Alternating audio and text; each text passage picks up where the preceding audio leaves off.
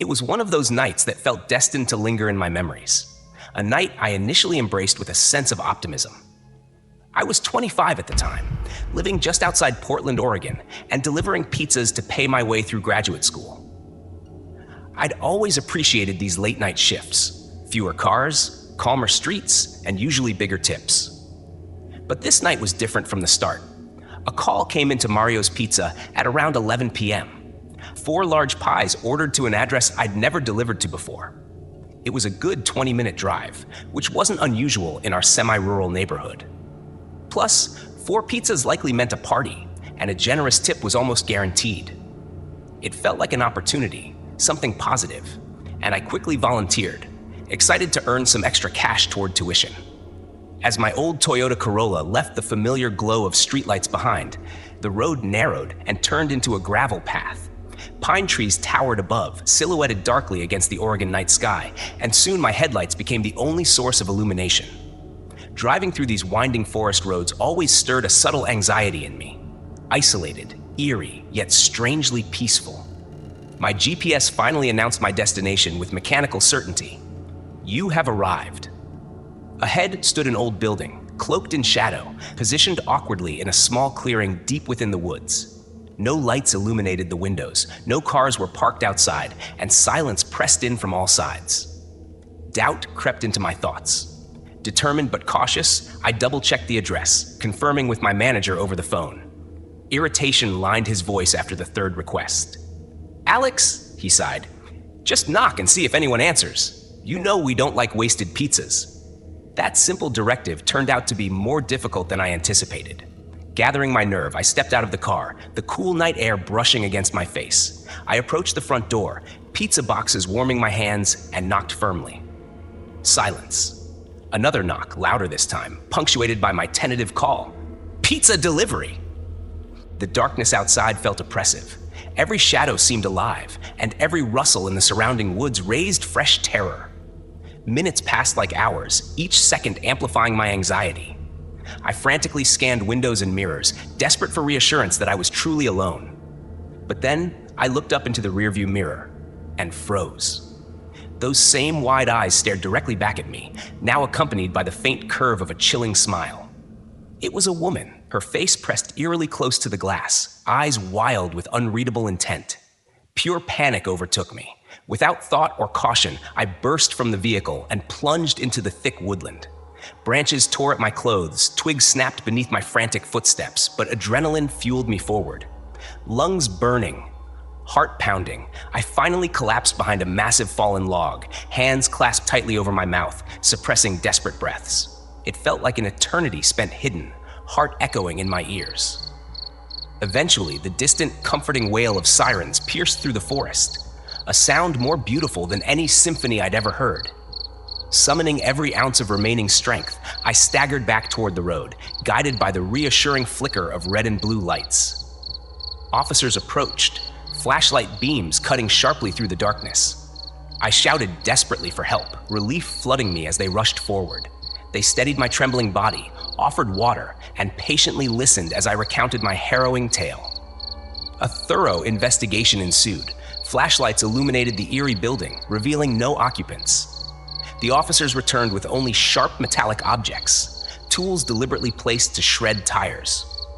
While the woman I described was never located, the police suspected a twisted prank, or perhaps something darker, hidden deep within the surrounding woods. In the weeks that followed, my community rallied around me, offering comfort and encouragement. Mario's Pizza generously covered the damage to my car, understanding and supportive. Friends and family checked in often, helping me process the lingering trauma. Though shaken, I drew strength from their kindness and found inspiration in the compassion that emerged from such a terrifying event. I eventually left the pizza job, transitioning to work at a local bookstore closer to campus.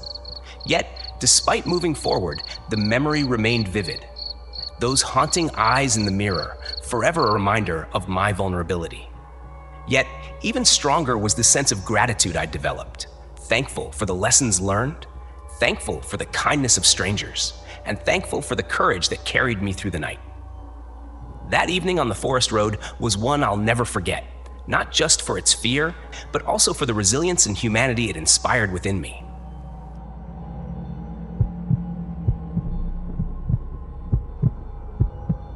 Ryan McAllister always loved the wild majesty of Colorado's Rocky Mountains. At 32, he found comfort and solace in nature's untouched beauty, vast forests, crisp mountain air, and the invigorating sense of adventure every hunting trip provided. It was early January, and he set out on what was meant to be a peaceful weekend hunt, targeting the elusive snowshoe hare. Ryan had packed carefully, hunting gear, supplies, emergency equipment, everything meticulously prepared. Yet, no planning could have anticipated what awaited him. The sky had begun crystal clear that morning, sunlight spilling across snow-capped peaks as Ryan trekked confidently through dense pine forests. But in the Rockies, weather shifts swiftly. By afternoon, clouds darkened and thickened ominously, gradually swallowing the peaks and dimming daylight. Soon, gentle snowfall intensified into a blizzard, driven by harsh winds howling through the trees. Visibility dropped dramatically, and Ryan's sense of direction quickly faltered. Realizing he was dangerously far from his own cabin, Ryan suppressed panic and drew upon his training. Stay calm, find shelter, survive. Snowflakes stung his face, each gust testing his resolve. Pressing forward through deepening drifts, a dim shape materialized, a log cabin nestled within a protective ring of towering evergreens. Hope surged through Ryan. Perhaps luck had finally favored him. Approaching cautiously, Ryan knocked firmly, snow swirling aggressively around him. Silence. He knocked again, louder. Footsteps sounded faintly inside, and relief washed over him. A voice responded softly through the thick wooden door. "Come in. Leave your boots at the door." Ryan hesitated briefly, puzzled by the stranger's reserved greeting, but quickly decided that shelter was essential. Stepping into the warmth and silence of the cabin, he glanced around. The space was sparse, lit only by 2 flickering candles that struggled to push back the heavy darkness. At the far corner stood the vague outline of a man, motionless, observing quietly from the shadows. "Thank you for your kindness," Ryan offered, genuine gratitude in his voice. He hoped to prompt conversation, but the figure remained strangely silent, almost ghost-like. "You can rest there," the voice finally responded, directing Ryan toward an old but welcoming couch positioned by the candles. Relieved yet increasingly uneasy, Ryan placed his hunting gear aside and lay down. The wind outside roared furiously, reinforcing how lucky he'd been to find this sanctuary. But something felt off, unnatural. Despite his exhaustion, sleep proved elusive. Ryan's heart refused to settle, his mind alert, sensing a strange tension filling the cabin. He wondered if his companion would retire to another room, but the shadowy figure remained stubbornly fixed in place. Turning restlessly, Ryan finally opened his eyes, checking again. This time, his breath caught sharply. The stranger had moved closer, silently closing the distance without explanation. Fear crawled up Ryan's spine, but he steadied his breathing. Perhaps the storm was unsettling the man too, he rationalized, or perhaps it was a misinterpretation fueled by the dim lighting. Yet Ryan's instincts insisted something deeper, stranger, was at play. Another glance heightened his discomfort. The man now stood even closer, silent and immobile, his pale face barely illuminated by flickering candlelight. Ryan saw features distorted by shadows, a face unnaturally pallid, almost ghostly. Trusting his intuition, Ryan quickly sat up, grabbing his belongings and forcing him to speak calmly. "I appreciate your generosity," he stated clearly, maintaining control over his trembling voice. "But I need to move on. The storm seems lighter now." There was no reply, only suffocating silence. Ryan hurriedly put on his boots outside, heart pounding in his chest. With adrenaline surging, he stepped bravely back into the swirling snow, driven by primal urgency to escape the strange cabin and its even stranger occupant. His endurance was immediately tested again by the storm, harsher now, punishing every step he took downhill. But fortune soon returned as he spotted a second cabin, bathed warmly in welcoming lights. Determinedly, Ryan knocked on this new door, shivering, exhausted, yet hopeful. This time, the response was swift. An elderly couple opened their door, eyes widening sympathetically as they ushered him inside. "You poor thing," the woman said softly, guiding Ryan to sit by the fireplace. Her husband placed a comforting hand on Ryan's shoulder, offering him hot tea.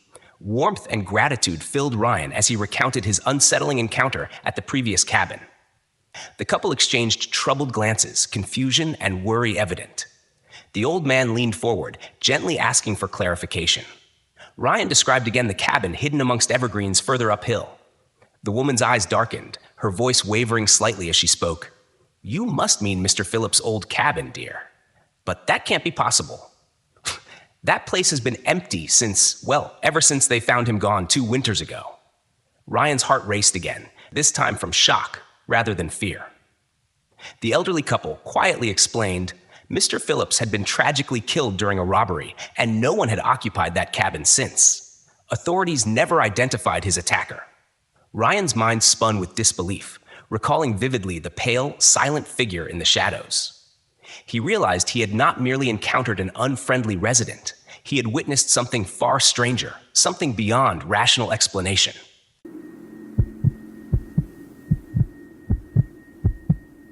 As the storm finally subsided that night, Ryan found unexpected strength and clarity. He realized courage wasn't merely about facing the physical dangers of nature. It was about confronting and trusting one's intuition, even when it defied rational understanding. His heart warmed, inspired by the kindness and generosity of the elderly couple who offered him safety, comfort, and above all, reassurance that humanity's goodness prevailed. Ryan returned home changed, his terrifying encounter now reframed as a pivotal, inspiring moment. He had faced the unknown, survived, and learned invaluable truths about trust, courage, and connection. Soon afterward, Ryan shared his story openly, encouraging others to confront their fears, embrace their intuition, and always trust the resilience of the human spirit. The Rockies remained a place Ryan cherished deeply, forever symbolizing not just nature's raw beauty, but also the boundless courage hidden within the human heart. The charm of Savannah, Georgia, had always resonated deeply with Derek Turner. At 29, Derek had built a life full of warmth, connection, and meaningful friendships in this picturesque southern town. But it was the closeness to family, especially his aging parents, that he cherished most. As independent as he was, Derek valued the nurturing care of family bonds, even amid life's inevitable challenges. His mother, Emily, was gentle and compassionate, a woman whose smile could soften even the hardest hearts. But in recent years, Emily had begun experiencing the early signs of dementia. Though mild, her condition occasionally brought confusion, causing Derek and his father, Robert, to worry gently but constantly. Derek had given his mother a key to his house, a gesture of trust and reassurance, but soon found himself often surprised by her unexpected visits. One Saturday evening, Derek found himself relaxing with close friends downtown at Savannah's City Market. Laughter flowed, conversation was easy, and a deep sense of community filled the night. It was a comforting break from daily responsibilities, a reminder of life's simple pleasures. After bidding farewell, Derek walked leisurely home through streets lined with Spanish moss and softly glowing lamps, the familiar warmth of his neighborhood calming him. Approaching his house, Derek reached into his pocket for keys and paused. His front door was slightly ajar. Immediately, Derek's thoughts went to his mother. It was typical for Emily to stop by unannounced, yet tonight something felt different, uneasy. He stepped inside quietly, locking the door behind him, and found a handwritten note on the kitchen counter. "Left you some cake, dear. Love, Mom." A gentle smile crossed Derek's face, relieved by the familiar gesture. Yet a sudden noise from upstairs interrupted his peace, a soft shuffle, subtle yet distinct. Derek's brow furrowed. Was his mother waiting for him upstairs again? Concerned she might be confused or anxious, Derek climbed the staircase carefully, calling her name gently. Silence greeted him, heavy and uncomfortable. Quickly searching each room, Derek found no sign of his mother. Yet the quietness itself seemed alive, tense, filled with invisible presence. Uneasiness stirred within him. Something was wrong. Feeling anxious, Derek called his father. After several tense rings, Robert's sleepy voice finally answered, slightly annoyed but alert enough to understand Derek's concerns. "Your mother?" Robert responded, confusion evident. "She's here, Derek. Right here next to me." A sudden chill ran through Derek, freezing his breath mid-sentence. He turned instinctively, eyes fixed on the darkness at the end of the upstairs hallway. At that moment, the pale glow of street lamps illuminated something unmistakable, a shadowy figure leaning around the corner, silently watching him. Fear surged through Derek, but a fierce determination propelled him forward. Shouting instinctively for help, he rushed back downstairs, burst through the front door, and sprinted to his parents' nearby home. The familiar warmth of their porch lights promised safety and comfort. Within minutes, police arrived, responding swiftly to Robert's urgent call. Derek and his father watched anxiously as officers methodically searched Derek's home. Yet after thorough investigation, attic, basement, every closet, the intruder had vanished, leaving no trace. Still, the experience lingered deeply within Derek. Though shaken, he chose not to dwell solely on fear. Instead, Derek and his family grew closer, confronting the challenges of Emily's dementia with greater unity, compassion, and empathy. This frightening encounter sparked essential conversations about safety, health, and emotional openness that strengthened their familial bonds significantly. Neighbors soon heard of Derek's experience, offering genuine support and increased vigilance throughout their tight-knit community. Friends and strangers alike stepped forward, reminding Derek of the depth and strength of Savannah's community spirit.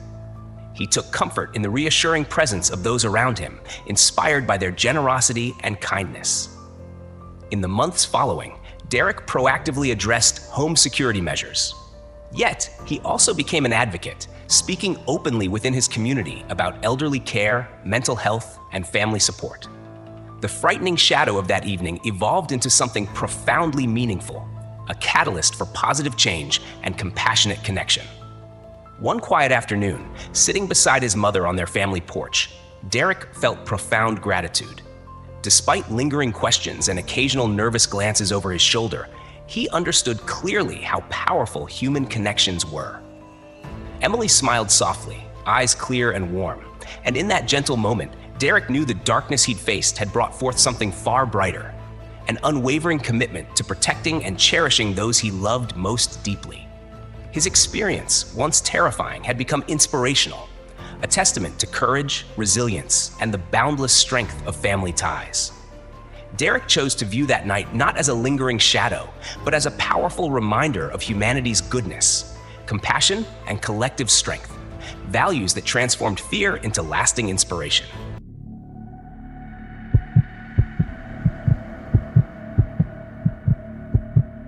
Matt Pearson had always been a person of logic. At 26, he was pursuing a master's in history at Boston University, dedicated to uncovering truths grounded in evidence and reason. His cozy suburban home near Boston, Massachusetts, offered a quiet, familiar space ideal for thoughtful study and reflection. But Matt would soon learn that not all mysteries yield neatly to logic, and that some experiences defy rational explanation altogether. On a crisp autumn afternoon, Matt sat alone upstairs, absorbed in writing a research paper. Sunlight filtered warmly through the windows, illuminating pages scattered across his desk. His parents had gone out grocery shopping, leaving the house perfectly silent, a comforting solitude that allowed Matt deep concentration. Suddenly, the peaceful quiet was shattered by his mother's voice echoing faintly from downstairs. "Matt?" Her call carried clearly, familiar, but somehow strange. Matt sighed softly, a bit frustrated to lose his concentration, yet compelled by familial duty to respond. "What is it, Mom?" He called back gently. No answer. Silence returned, oddly thick. Slightly irritated, Matt rose from his desk, stretching briefly before heading downstairs. Expecting to see his mother waiting patiently, Matt found the main floor completely empty. Puzzled, he called again, louder. "Mom, where are you?" Again, her voice replied gently, this time unmistakably from the basement. Matt hesitated, confusion mixing uneasily with curiosity. Why would his mother be downstairs alone, especially with the lights off? Cautiously, Matt approached the basement door. The knob was cool beneath his fingers, and he carefully pushed it open. A wave of darkness greeted him, the staircase shadowy and silent. "Mom?" Matt called once more, voice less certain now, as logic battled with an instinctive sense of unease. Her reply was identical to the first, perfectly replicated, unchanged. Each call held the same gentle inflection, yet oddly devoid of warmth or genuine emotion. Heart-quickening, Matt flipped on the basement light, its comforting glow immediately softening shadows. He descended slowly, footsteps heavy, tension growing with each step. At the basement floor, Matt paused, scanning the room carefully. He saw nothing unusual at first, until his gaze caught the partially opened crawlspace door in the far corner. That small storage area had always felt oddly claustrophobic, rarely used. Now it gaped open ominously, inviting him closer. Logic pushed Matt forward, determined to resolve the unsettling mystery, yet instinct warned sharply against it. "Mom?" Matt asked again, voice trembling slightly this time. Silence answered, deeper and more profound than before, amplifying the quiet hum of the basement light. Kneeling carefully, he peered cautiously inside the crawl space. Darkness stared back, impenetrable and unsettling. "Are you messing with me?" Matt asked aloud, hoping desperately for a simple explanation. Yet there was no response, only oppressive silence. Suddenly, a surge of unexplainable dread overtook him.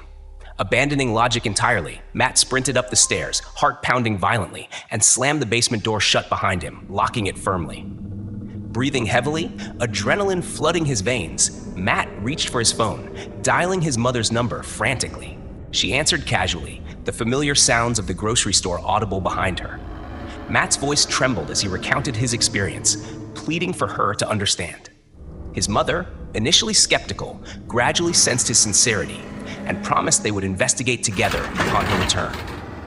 Later, standing alongside his parents, Matt nervously opened the basement door again. The crawlspace door remained ajar, exactly as he'd left it. Yet a careful search revealed nothing unusual, only dusty shelves and untouched boxes. Logic found no evidence, no answers, yet Matt's heart knew what he'd heard, felt, and experienced. Over the coming days, Matt grappled deeply with his encounter. Initially, frustration consumed him, the historian within demanding evidence, explanations, and concrete answers. Yet gradually, Matt began to appreciate something deeper. That some mysteries are meant not to be solved, but experienced, teaching lessons beyond mere logic. He shared his experience openly, even within academic circles, inviting conversations that blended skepticism with open-minded curiosity. His honesty sparked surprisingly profound dialogues with friends and mentors who shared their own unexplainable encounters. Matt realized he was not alone, his experience becoming a bridge to deeper connections and emotional honesty.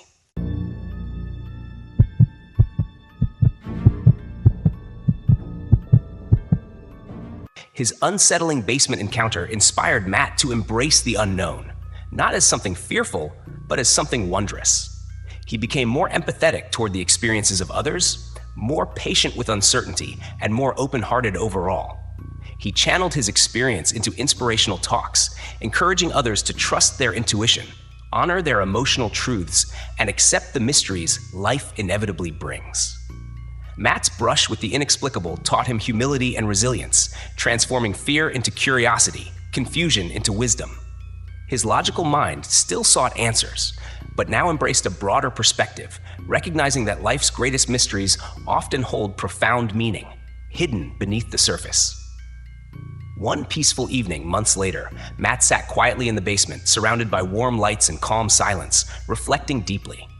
He had confronted the unknown, faced fear directly, and emerged wiser, stronger, and more connected than ever before. The whispers from his basement in Boston were no longer a source of dread. Instead, they became symbols of growth, reminders of humanity's enduring capacity to find inspiration, courage, and meaning in the face of life's deepest mysteries.